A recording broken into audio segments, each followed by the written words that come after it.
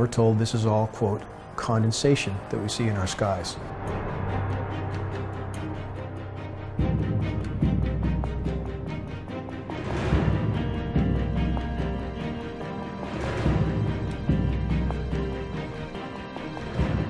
We have aircraft leaving trails at altitudes far too low, with far too low humidity, to possibly produce any trail under any circumstances, and yet we see horizon to horizon trails, silvery white skies. Everything we know we would get with geoengineering, we have. You can't turn a condensation trail on and off, even if you ignore all the data. Look up.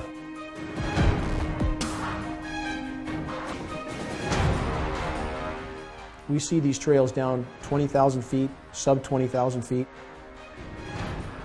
The conditions necessary for a naturally occurring vapor trail cannot happen at those altitudes. We have film footage of these tankers spraying at altitude, military tankers, KC-10s, KC-135s, C-17 Globemasters. We have up-close photographs of retrofit nozzles mounted on aircraft spraying directly into the exhaust stream to make it look like condensation. And we have the patents for these processes. We have Senate documents, presidential documents, military documents, that these programs have been going on for about 70 years at a large scale.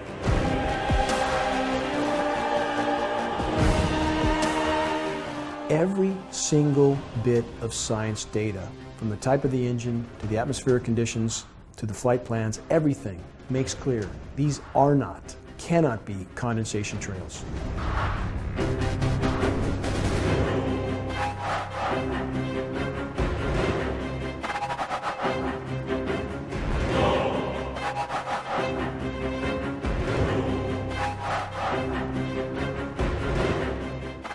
From a legal standpoint, the amount of data we have right now is enough to prove beyond any reasonable shadow of a doubt that these programs are real and ongoing.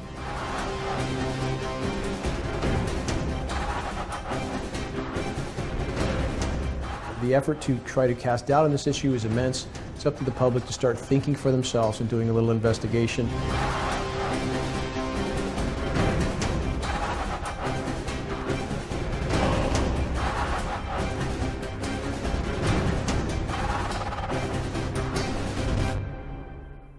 So many roads lead directly back to climate engineering, and we are nearing critical mass, I would argue. And once we reach that point, there'll be a shockwave around the globe as the entire planet, the entire population realizes they've been irreparably harmed by governments that they thought were there to protect them. That day is coming.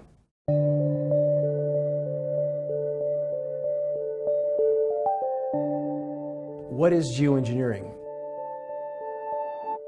Geoengineering means climate engineering and climate mitigation. It means to play God with the weather.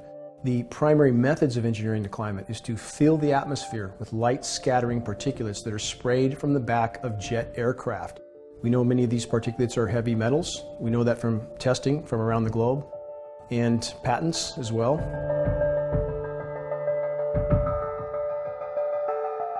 With geoengineering, a primary method of solar radiation management.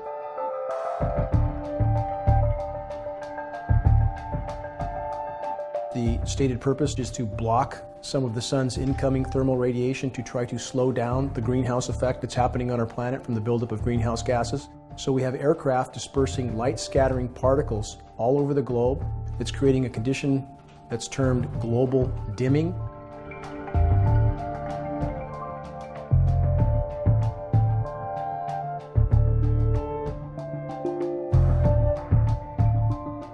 We know that fully 25 to 30% of the sun's direct rays that reached the planet 5 decades ago no longer do. Think about that, 25 to 30%.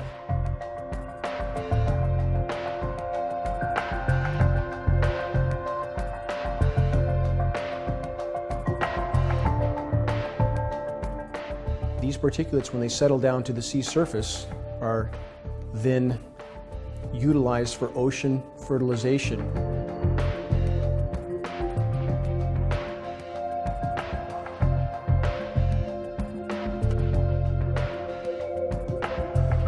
To try to force the ocean to absorb yet more CO2 to take it out of the atmosphere, which causes cataclysmic effects in the ocean, but those behind these programs seem to care not for the consequences of what they do. So we have climate engineering to try to block some of the sun's incoming thermal radiation. We have those same materials then settling down to the sea surface, becoming ocean fertilization materials. And all these are causing a catastrophe of downstream consequences that are truly beginning to manifest on our planet. This is an issue that most, when I started this endeavor, were completely unaware of. I have a background in renewable energy with Bechtel Power, which is a very dubious company, like Halliburton, for those who know who Halliburton is. And I left Bechtel at a young age because of things I saw. I've never worked for anybody since. I refused to participate in that sort of company. And when I moved to the Pacific Northwest, I built an off-grid home, solar, wind, and hydro. My home was on the cover of the world's largest renewable energy magazine. Shortly after moving in, I was losing massive amounts of my solar power uptake from whatever these aircraft were leaving behind. I mean, I would lose 60, 70, 80% of my solar PV uptake. That's an immense amount, and there's no chance that's from condensation, no chance at all. So I began to research, found a mountain of data on geoengineering, climate engineering, solar radiation management. I researched the primary elements in some of the patents relating to these programs. I began to test my precipitation. I hoped I would not find these materials in my rain, because I certainly knew that I would have to face this issue. I did, from an initial rain test of 7 parts per billion of aluminum, which was high, given my filtered, forested location, away from industry, away from any sort of other contamination. I continued to test over the next 18 months. I had escalations of aluminum in my rain almost 50,000% from that original baseline, up to nearly 3,450 parts per billion. In that 18 months of research, the immensity of the data that was available and the continued escalation of the toxic heavy metals in the precipitation made clear that these programs were real, ongoing, catastrophic, and I simply was faced with the choice to continue on as if it wasn't going on, which I can't do, or to do what needed to be done. And that's what I'm trying to do. I'm simply trying to play my part in this, to bring this to light. I could not look my children in the eye without focusing everything I had on these programs. I've been at it ever since, about 14 years now, something in that realm. It all leads back to the money. We can trace all roads back to the central bankers, those who print the money, control militaries, they control countries, they control everything down the ladder. They can print whatever they need for whatever they want. It's above governments, above elected officials, and all the people involved, from academia to the military, who are being told they're engaged in some planetary saving endeavor. That's a complete lie. And it's up to those people to start investigating what they're doing and what it's doing to the planet. And that's a complex answer to that question. Too many people try to put it in one box to make it a this or that answer. It's this and that and many other things. You have stated on Senate documents the stated goal of the U.S. government and multiple agencies in the U.S. government. In these documents, they state their goal of deciding where it rained too much, where it didn't rain enough, as if it's their choice to decide.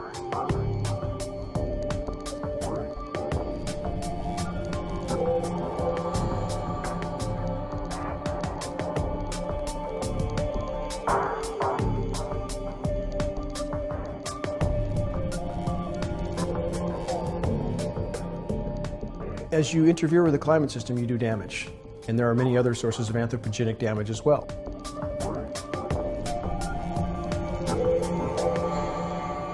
As that damage has mounted and manifested, now you have a great portion of geoengineering is the attempt to hide the damage already done from the population as long as possible, while inflicting yet more damage in the process. We have weather warfare. We have the stated goal of not just the U.S. military, but others around the globe to, quote, own the weather for military purposes, owning the weather as a, quote, force multiplier.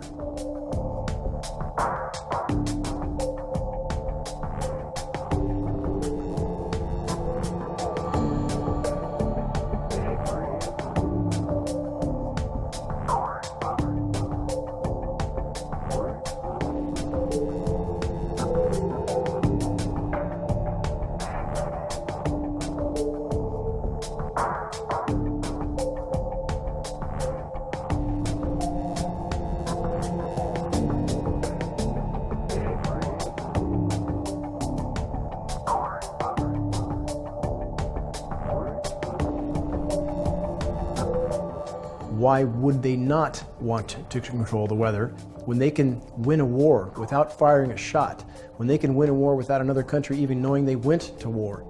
Geoengineering is the pharmaceutical cure for planet Earth. The military-industrial complex, keep business as usual as long as possible, hide it from the population as long as possible, use it as a weapon as long as possible. They're not about to let go. There are many layers to the why question, and people need to not try to put it in one box. But I want to state this. There is no benevolence in these programs. And anything we post, we can prove. We can back it up. Geoengineeringwatch.org is a data repository. We're non-political. We simply want to have the most credible site possible for people to draw upon to help wake others up. The site was started in 2009, and we are now experiencing about 20,000 to 25,000 visitors a day. What I have tried to do at geoengineeringwatch.org and tried to encourage other very committed activists to do is to utilize the science terms when trying to convey this issue to others, so that when people search this issue online, when they look for data, they find solid, credible science data and not conspiracy theory and hoax. Thus, semantics matter. If we use the science terms, climate engineering, geoengineering, solar radiation management, stratospheric aerosol injection, if we know and use the science terms, people will search and find science data.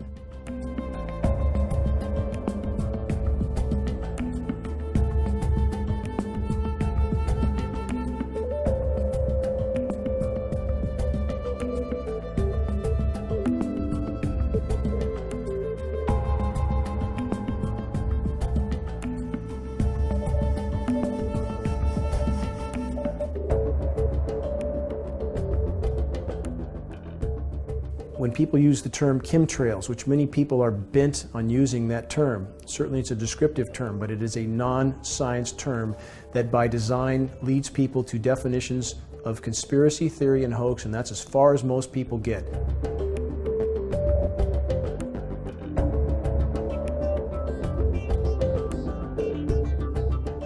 What I've tried to do, and with the help of other activists that also see the merit in taking that science approach, is to gain credibility, and credibility that's necessary to build bridges with those from the climate science community who know this is going on, but are afraid to speak out and certainly afraid to associate with any other groups or movements that are not standing on solid science.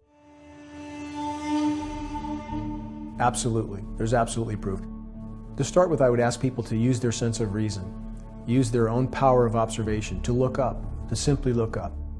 How come we can have a grid pattern in our skies one day and nothing the next? Why do we have massive trails in our skies during the daytime, and most cases at night, 10, 11, 12 at night, you can see aircraft leaving nothing in the sky?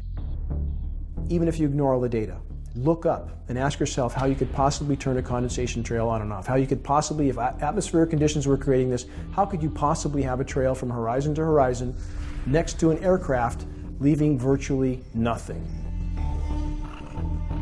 We see these trails down 20,000 feet, sub 20,000 feet.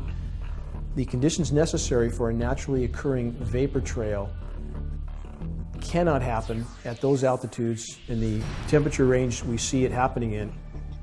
We can't have that kind of condensation, especially behind a high bypass turbofan jet engine, especially at the altitudes we're at. We have tutorials on the homepage of geoengineeringwatch.org with animations to show what this fan is about. That's the engine that's fitted on all commercial tankers and all military aircraft. That's a jet-powered fan. By design, it's nearly incapable of producing any condensation trail, except under the most extreme circumstances. 85% of the air that passes through it is non-combusted.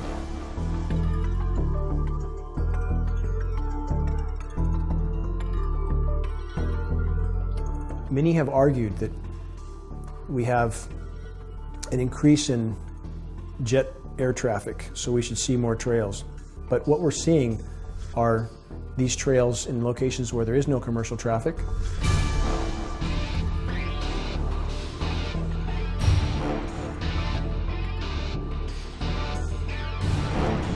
We had a FAA flight GPS tracking done at the request of a congressional rep that showed massive loops taking place over the whole Pacific West Coast of these aircraft spraying. And at the altitudes we see them at now, we see these trails down 20,000 feet, sub 20,000 feet. In every place we would expect to see this fallout, we see it. It's bioavailable. These particulates are so small, they're absorbed in everything from plant life. They enter straight through our lung lining into our bloodstream where they adhere to cell receptors like a plaque. The snow off the side of Mount Shasta, thought to be a pristine water source. Snow samples off the side of Mount Shasta, as tested at the state-certified lab by a former Forest Service biologist, showed 61,000 parts per billion of aluminum. Highly toxic snow. Many times more aluminum in the snow than in the soil beneath the snow.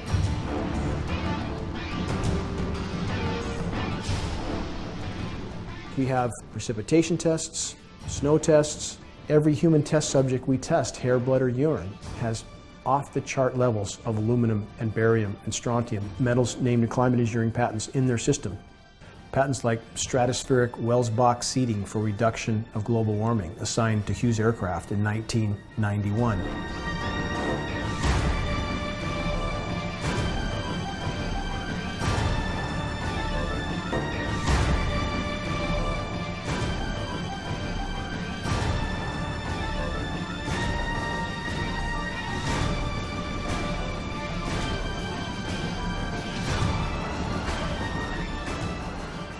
We have patents for other forms of artificial cloud formation. The list is so immensely long and complicated, we simply encourage people to look at it. We have the entire list posted.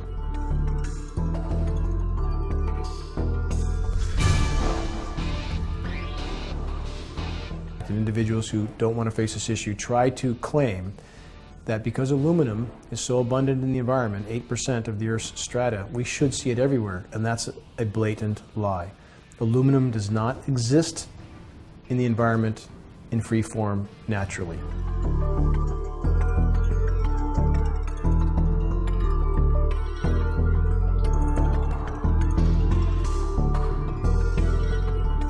Aluminum can't exist in that state unless it's been mined and refined and sprayed, period. And now it is showing up in free form everywhere.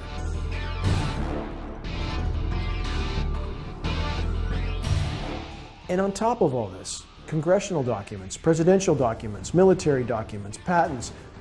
How much proof do we need? Historical fact, weather warfare going on around the globe, Project Popeye, Project Storm Fury.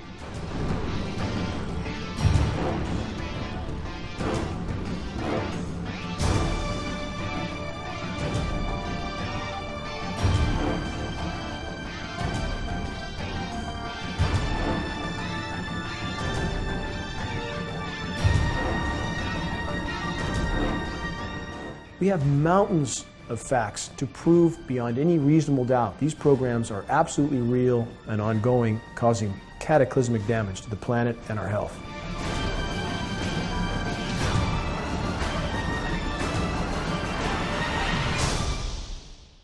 From a legal standpoint, the amount of data we have right now is enough to prove beyond any reasonable shadow of a doubt that these programs are real and ongoing. Legal suit has already been filed in Canada. Legal suit is pending and close to being filed in the US. And with that filing, our attorneys will prove that this heavy metal contamination is real, it exists, agencies have not disclosed it to the public, and the public has a right to know. Does the government have a right to conduct these programs over populations? If we move back to a UN treaty in 1976 that was passed forbidding weather manipulation during wartime, in that treaty, a country's own right to experiment on their own populations was not forbidden.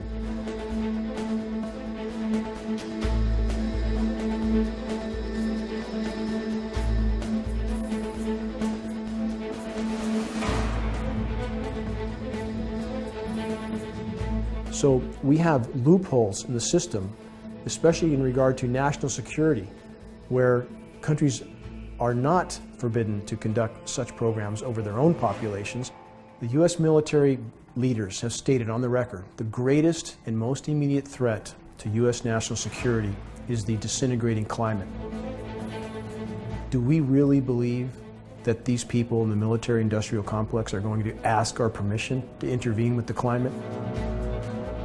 In the course of our legal proceedings on the climate engineering issue, do our attorneys expect the national security card to be played as this issue begins to come to light? Yes, they do.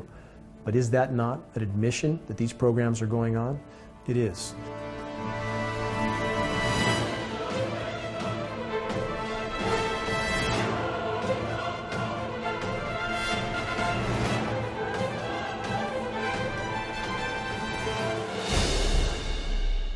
This is a primary question that so many people use to fortify their denial and walk away from this issue. How many things have they done to themselves already that we already know about? How about detonating over 2,000 nuclear weapons around the globe?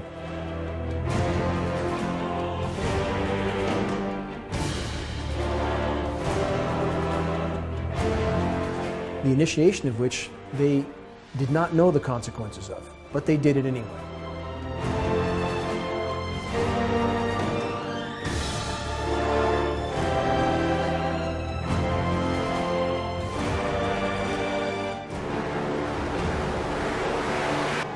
Every life form on the planet is contaminated with the fallout from those 2,000 nuclear bomb detonations. Don't they know they work after several dozen? But they kept doing it.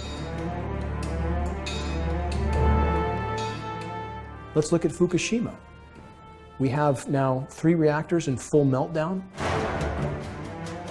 No end in sight to that situation, no known technology to fix it, and yet we're building 60 more nuke plants right now.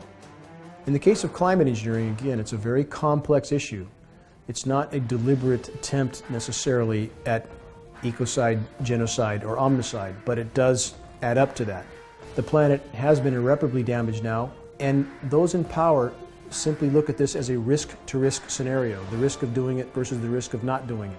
We're already geoengineering the planet. Human activity is a form of geoengineering, period. When you alter the natural life form or life-sustaining systems of the planet, you're geoengineering the planet.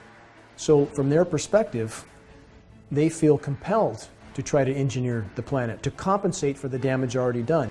There's many people making profit at this, disaster capitalists, too many people invested to turn back. So in order to keep business as usual, they have chosen for us, without our knowledge or consent, to engineer the planet, going back 70 years, doing immensely more damage than what was already done. How many examples do we need of the suicidal behavior of those in power? And we have a population that simply wants to look the other way, wants to go about their personal pursuit of pleasure, and doesn't want to do their part.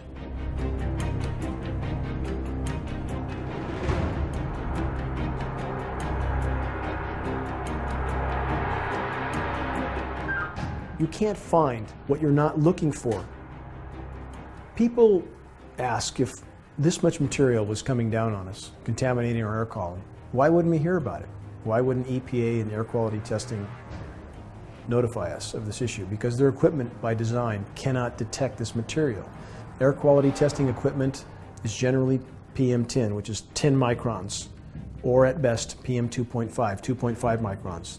We're talking about nanoparticulates. As named on the patents, we've done tests of precipitation and looked for particles as small as 0.01 microns, still could not identify a single particle. They're much smaller than that. So we're talking about particles that are hundreds and thousands of times smaller than anything the air quality tests for.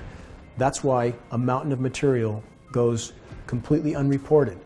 To try to put in perspective in regard to how small these nanoparticulates are compared to the size of particle that normal air quality testing tests for, let's compare a boulder to a grain of sand. That's the difference. And that's why these particles can't be detected. That's why they're so dangerous. That's why they're being absorbed into everything. You can fit as many as 50,000 nanoparticulates across the width of a human hair. How do you get your arms around that? I was told by a California state water quality rep in about 2004 that the state stopped testing for aluminum in the water in 2002. Why is that? I was on the phone with another rep from California State Water Quality after they received tests from other sources proving aluminum was flowing through the tributaries in California. And this rep with State Water Quality made it clear that under no circumstances did the state care what's in the precipitation, nor would they ever test precipitation. Where do they think runoff comes from? I've spoken in front of CARB, California Air Resources Board, and they stated publicly at that meeting that climate engineering was of no concern to them. It's not in their jurisdiction. I've been in high-level EPA meetings in Sacramento, one arranged by a congressional rep, 5 top EPA people in that meeting, and told to my face that the system is rigged. That they are, in the case of air particulates, for example, they're told what to test for, mandated, and the rest of the test goes out the window. They're told to test for combustion particulates only, and the rest of the sample is not even examined. From every direction, these agencies that the public assumes would tell them if something was wrong are doing exactly the opposite. People need to understand this. If we're going to preserve a future for our children, it's up to us. Anybody that's in a position to know firsthand this is going on and speaks out about it, they can expect unimaginable repercussions. We do have a pilot, in fact, that is speaking out about this issue on the record. We have a number of pilots that have.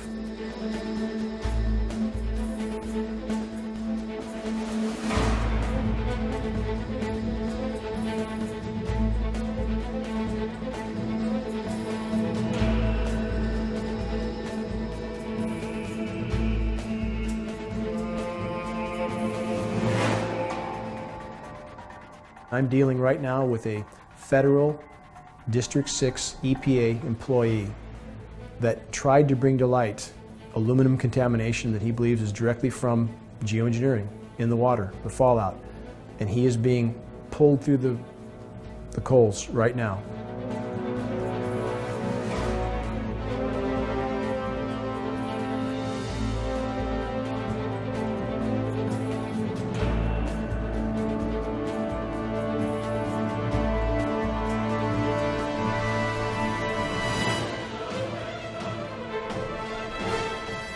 If they're a government scientist, no First Amendment protection, and in the case of National Weather Service and NOAA employees, federal gag order.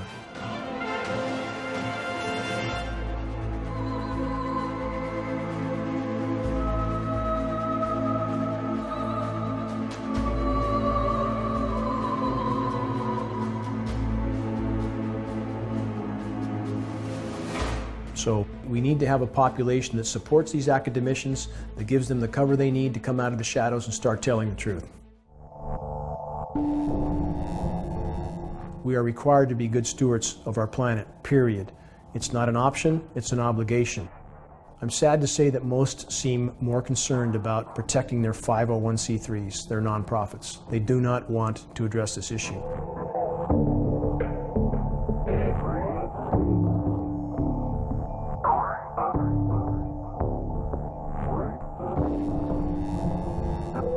In the case of many spiritual institutions, and I'm not focusing on any particular one because they're all behaving in the same manner, they are choosing to tell their congregations that everything is in bigger hands. We don't need to worry about this. And I would challenge any of those institutions to show me or their congregation where in their doctrine it states that you are allowed to sit and do nothing when you see this kind of atrocity happening. We are not allowed to turn two blind eyes to such atrocities. We are required to be good stewards of our planet, period. It's not an option, it's an obligation.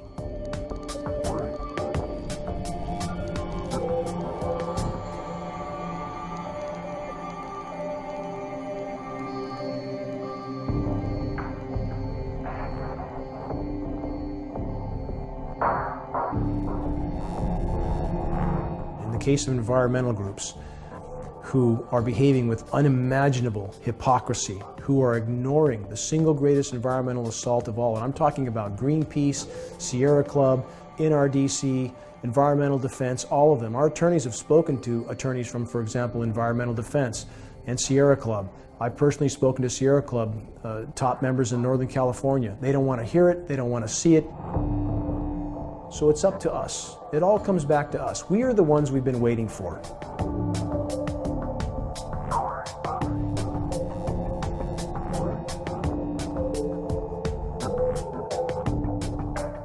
It's simply something that most people are afraid of doing. You can speak confidentially with an attorney or even a team of our attorneys off the record so that they can help decide how to best handle the information that you have.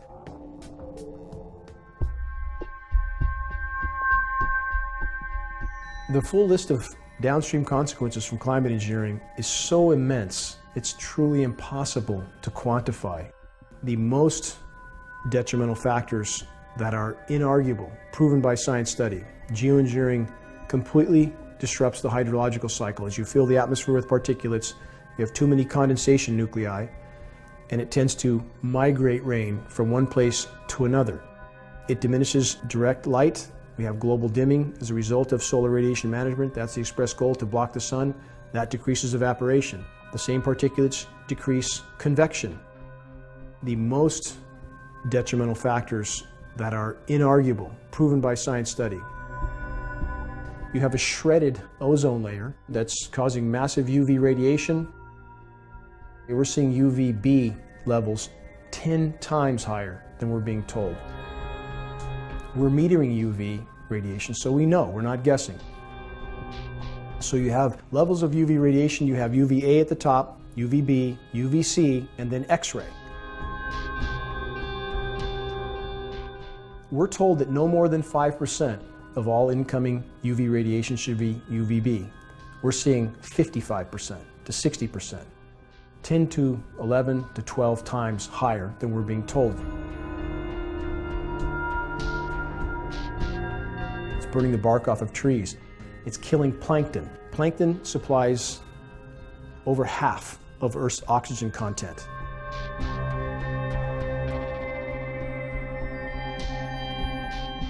We've seen global plankton populations plummet 50 to 60%.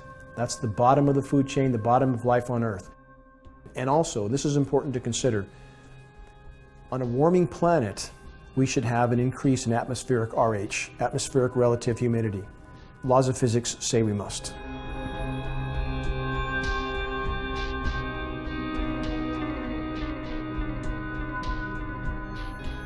Since the mid-40s, when we know these programs started, we see a decrease in atmospheric relative humidity.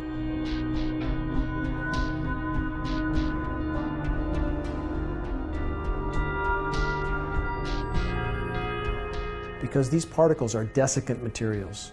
They absorb and accrete all available moisture. That's why they show up when they're sprayed.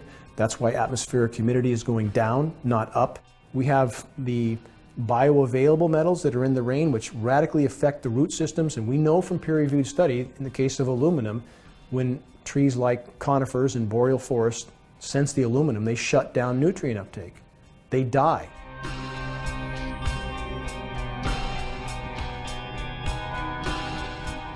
We have forests now that are not only not producing oxygen, they're not feeding on carbon, they're not absorbing, they become carbon sources instead of carbon sinks.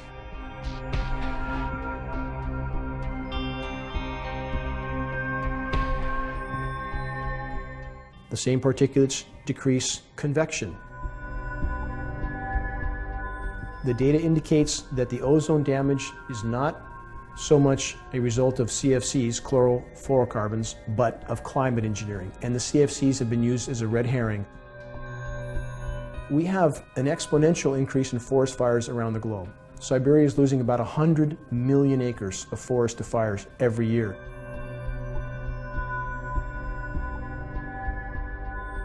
We lost 600% more forest to fires in Canada last year. These are astronomically high numbers. As climate engineering, again, how does it fuel forest fires? Again, less rain. We have an intense ozone destruction that's causing massive UV radiation, which has a very detrimental effect to the trees. We have more dry lightning. We have an incendiary dust coating the foliage. These metal particulates are incendiaries, so they coat the foliage. The aluminum showing up everywhere. In Wales, we have a study of 1,000 whales from the most remote places on the planet, and the study stated clearly, and I'm quoting directly from the study, jaw-dropping levels of aluminum in their tissues. There is no place to hide from what's falling out. The bees are dying around the globe. Myself, I've communicated with some of the head bee people around the country for many years, tried to plead with them to investigate this issue, that there was a much bigger factor with the bees than glyphosate. And that issue was heavy metals, i.e. aluminum. We now have peer-reviewed study that proves the bees are dying of aluminum, that bees are exhibiting symptoms of Alzheimer's and dementia because they have, in many cases, 70 times more aluminum in them than it takes to cause Alzheimer's or dementia in a human being. It's a wonder any of the bees are alive at all. We're seeing it uptaken in all plant life. There is no organic anything at this point, nothing. All plant life is uptaking these materials. According to Norwegian researchers that we've worked with and communicated with, they're seeing horizontal gene mutation in all plant life. Word is traveling rapidly. People understand that something is very, very wrong in our skies with the climate, with the dying off of the trees, wildlife, frogs, fish, bats, birds. We're looking at biosphere implosion right now.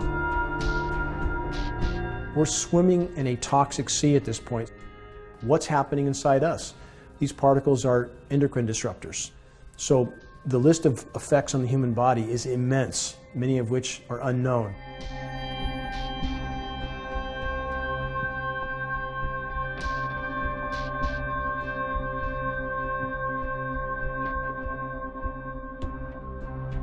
When we have an atmosphere, a breathable air column that's laden with toxic, heavy metal nanoparticulates, and these particulates are so small that according to internationally recognized neuroscientists like Dr. Russell Blaylock, who's spoken on the record, these particles enter straight through the lung lining, go straight into the bloodstream, adhere to cell receptors, cross the blood-brain barrier, do an unimaginable amount of damage to our system.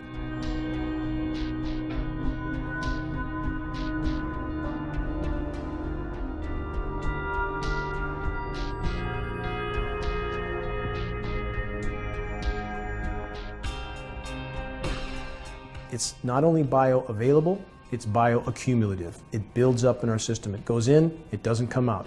The bottom line is all of us are getting sicker by the day. We're firing on less neurons by the day. We're thinking less cognitively. 1 out of 3 seniors in the US now dies with Alzheimer's and or dementia. 1 out of 3 not dies from it, but dies with it. In the case of autism, also, peer-reviewed study proves connected to aluminum exposure. We have autism going from 1 in 5,000 in 1975 to 1 in 47 in 2014, and now we have internationally recognized institutions like MIT stating on the record that in less than 9 years we will have every other child with autism. Every other child. How many red flags does it take? The list of effects on the human body is immense, many of which are unknown. But what is known is bad enough. We face a fight for life. If every breath we take is laden with these particles, and the lab tests prove that they are, this is not theory, not conjecture, not speculation, every breath we take is laden with these materials. We have a fight for life. It's time we face it accordingly. The most critical question of all, what do we do about it? How do we deal with this situation? We must reach a critical mass of awareness. And people ask, what then? What happens then? The effort to reach a critical mass of awareness is how we've gotten this far. That's how we've acquired the attorneys that we have that are fighting for us right now. That's how we've had, for example, military personnel that have contacted me directly. I'm communicating with the former Air Force general, former Army Major General, people from other arenas that are reaching out to us right now. That's how that happens, by providing enough cover for those people to come out of the shadows and join us in our fight. When we reach critical mass, that's when the families of those involved understand what's happening and what their family members are participating in, and we can stop these programs from the inside out. That's the only way we can stop them. We can't go up against the US military. We have to stop these programs from the inside out by appealing to our military brothers and sisters. We must have them on our side or we have no chance. What does the common man do, or the common woman, to help in this battle? You start spot fires of awareness everywhere around you, and you do that with credible data. You keep flyers, credible informational flyers with you, which are much more effective than pointing at the sky and ranting. That only makes people shut down. You can download flyers from geoengineeringwatch.org for free and print them locally. Color, glossy, two-sided flyers that are very effective. You can hold viewings in your home and invite people to see the data so they can decide for themselves. You can contact agencies, individuals, organizations, ag groups, Alzheimer's groups, ADD groups. The list is endless. Send them credible data. And we have on geoengineeringwatch.org what's called a flaming arrow package. The purpose behind that is to start a spot fire of awareness, shoot a flaming arrow of information. That's a fully prepared introduction letter to this issue that's done in a manner that's palatable for people who are new to the issue, with informational links. It's all prepared. All you have to do is send it out to the right people.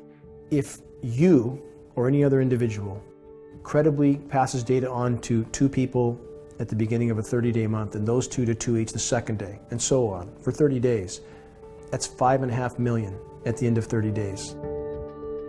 The equation goes exponential, unimaginably fast, if you simply take those steps.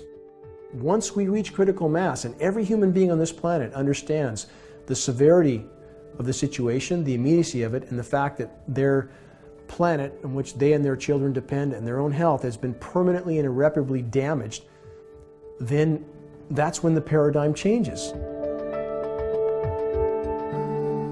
Help us to bring this issue to light while we yet have time. If we can bring it to light, we can bring it to a halt. Do your part.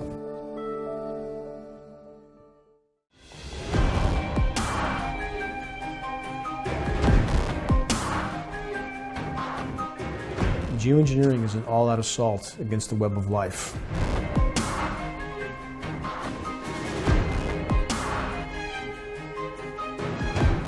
If we continue on this course, your paychecks and pensions won't matter.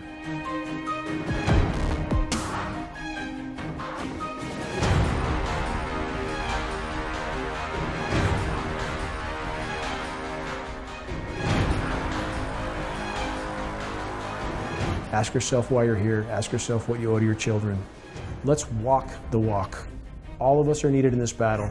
Make your voice heard. Help us to reach a critical mass of awareness. Help us to bring this issue to light. And if we can, even at this late hour, we could take a quantum leap in the right direction.